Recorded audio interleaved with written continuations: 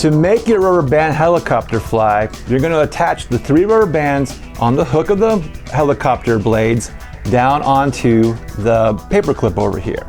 And then what you got to do is you've got to wind it up.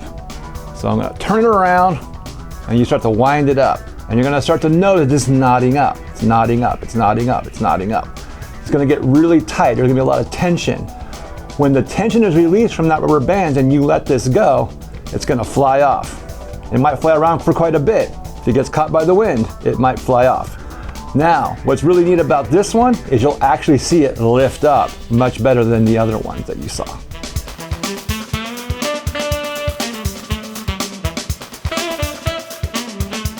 Aerodynamics is the science of how things fly.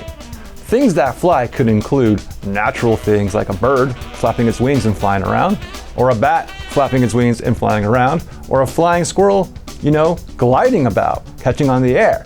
But it also includes things that people make, things like helicopters and airplanes and gliders that people can glide around in, hot air balloons, all kinds of things that fly. Now, there's a lot to aerodynamics, but the basic idea that you want to know is that for things to fly, 4 forces have to be in balance. Now, even though I'm going to show you with my fingers these sort of directionals, it doesn't necessarily mean that. I just want to give you an idea so you can visualize it a little bit, okay? The other thing I want you to keep in mind is that when you see one directional, let's say going up, it's going to have one that's opposite of it, going down. If you see one going right or left, it's going to have an opposite. And those actually counteract each other, and that's why they have to be in balance in order to fly. So let's go ahead and look at that really quickly. The first one I'm going to talk about is what we call lift.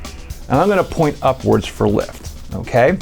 Lift is the ability for something to come up off the ground. And it's caused by the fact that there is more air pressure underneath something than above it. That's called Bernoulli's principle. So if you're at the Children's Museum, you can see Bernoulli's principle in action with these blowing machines that you can put bouncy balls over. You're going to see it in action all the time though when you make different flying things like your straw gliders, your helicopters, your Magnus gliders. Now the opposite of lift, going down, that right there is gravity. And right now gravity is affecting all of us. We are all being pulled towards the center of the Earth. And in fact, everything on the planet Earth is being pulled towards the center of the Earth. So you might have heard the old saying, what goes up must come down. Well, that's what's saying when you lift something up, eventually it will come down. And on the Earth, there is nothing that will allow anything to keep flying forever. Eventually, everything has to come back towards the ground and is being pulled downwards by gravity. Now, the next one I'm going to talk about is called thrust.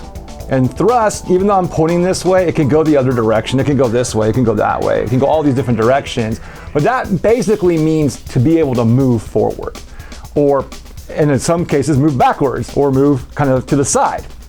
But the idea is you're moving around other than just going up. You'll see that a lot with airplanes and jet planes. They can maneuver themselves around quite a bit. Now the counteraction of that, if say we're going thrust this way, would be drag going this way. And what that is, it's something that's slowing it down. So when we get into the air, what we want to make sure is when we come back down, that we're coming down in a very slow and mannered way. That way we don't crash into something. So if we're on a glider, eventually gravity is going to pull us back down, but drag will slow us down so that we come to the Earth in a very, very easy way. Think of a parachute. Cars, racing cars sometimes have parachutes that slow them down. When people, what we call skydiving, jump out of an airplane, they'll use a parachute to slow them down. And that's the whole idea.